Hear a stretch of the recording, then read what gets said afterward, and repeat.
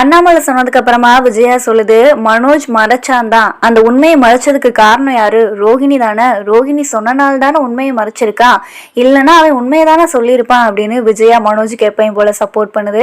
உடனே அருணாச்சலம் சொல்றாரு, மனோஜ் என்ன சின்ன பாப்பாவா, எது சொன்னாலும் கேட்கறதுக்கு, அவனுக்குன்னு அறிவு வேணாமா அப்படின்னு சொன்ன உடனே விஜயா எதுவுமே பேசாம அமைதியா நிக்குது. உடனே அருணாச்சலம் சொல்றாரு, இங்க பாரு விஜயா, நீ பண்றது தப்பு. எத்தனை நாளைக்கு தான் இவங்க ரெண்டு பேருமே பிரிச்சு வச்சுக்கிட்டு இருப்ப? நாளைக்கே உன் மலேசியா சம்பந்தி ஜெயில இருந்து வந்தார் அப்படின்னா இந்த வீடும் வேணாம் எதுவும் வேணாம், நீ வாமா போலாம் அப்படின்னு சொல்லிட்டு ரோஹிணியை கூட்டிட்டு போனா என்ன பண்ணுவ அப்படின்னு சொன்னதுக்கு அப்புறமா விஜயா யோசிக்க ஆரம்பிக்குது. விஜயா யோசிச்சு பாக்குது, பார்வதி சொன்னதும் அதே மாதிரி இருக்கு, அருணாச்சலம் சொன்னதும் அதே மாதிரி இருக்கு. ஒருவேளை ரோஹிணி போயிடுச்சுன்னா ரோஹிணியோட சொத்தும் சேர்ந்தே போயிருமே அப்படின்னு சொல்லிட்டு விஜயா எதுவுமே பேசாம யோசிச்சுக்கிட்டு இருக்கு. முத்து அப்போ உள்ளர வராரு. மீனாட கேட்கிறாரு, என்ன மீனா, எங்க அம்மா ஏதோ தீவிரமா யோசிச்சுக்கிட்டு இருக்காங்க போல அப்படின்னு முத்து மீனாட கேட்கிறாரு.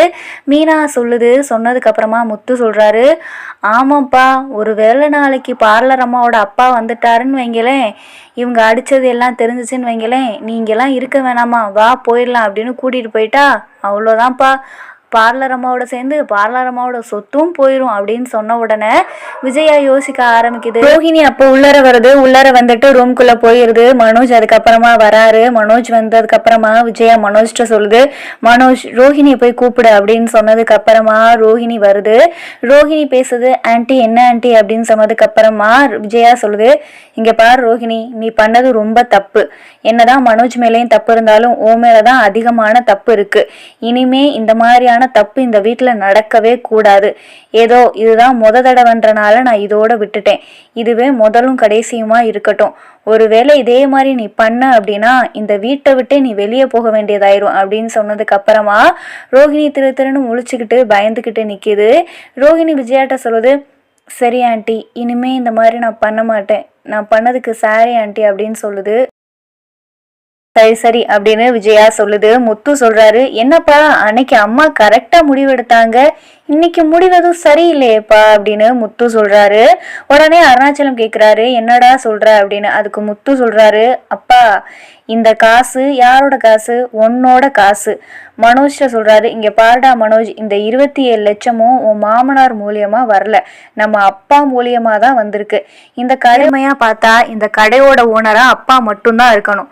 இதுக்குன்னு நீ உன் பங்கா 1 லட்சம் ரூபாய் கூட போடல, மொத்தம் 30 லட்சமும் அப்பா ஓடுது.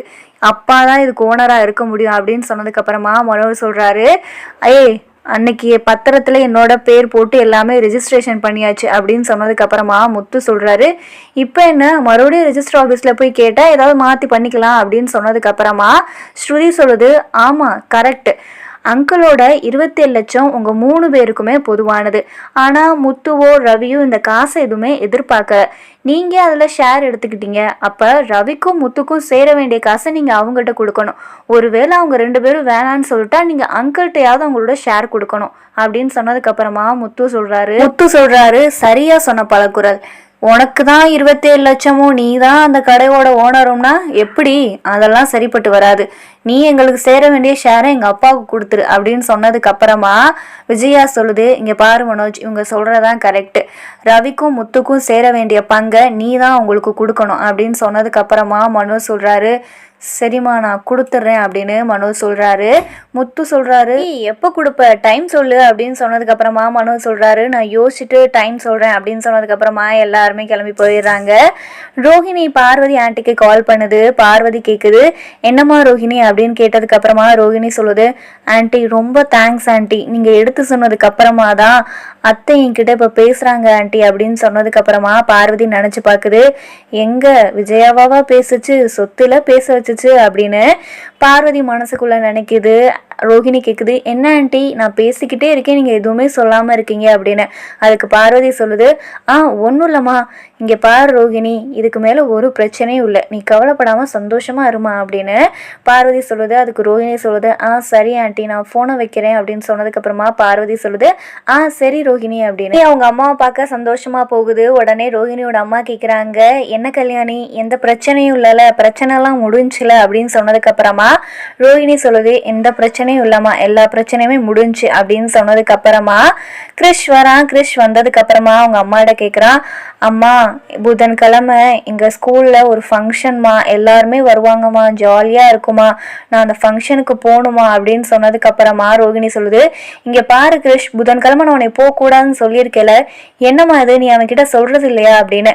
அதுக்கு அவங்க அம்மா சொல்கிறாங்க, இல்லடி புதன்கிழமை ஒரே ஒரு நாள் தானே, போயிட்டு வரட்டுமே அப்படின்னு சொன்னதுக்கு அப்புறமா ரோகிணி சொல்லுது, இங்கே பாருமா, என்னோட பிரச்சனை அவனுக்கு தான் புரியலைன்னா உனக்குமா புரியாமல் இருக்கு, இப்போதான் ஒரு பிரச்சனை முடிஞ்சிருக்கு, மறுபடியும் ஆரம்பிக்காதம்மா அப்படின்னு ரோகிணி சொல்லுது. உடனே கிறிஷ் கேட்குறான், அம்மா ப்ளீஸ்மா நான் போகணுமா அப்படின்னு. அதுக்கு ரோகிணி சொல்லுது, இங்கே பாரு கிறிஷ், நான் சொன்னதை கேட்பியா மாட்டியா அப்படின்னு கேட்டதுக்கு அப்புறமா கிறிஷ் ப்ளீஸ்மா ப்ளீஸ்மா அப்படின்னு கெஞ்சிக்கிட்டே இருக்கான். உடனே ரோகிணி எதுவுமே பேசாமல் கிறிஷை முறைச்சி பார்த்துக்கிட்டே இருக்கு.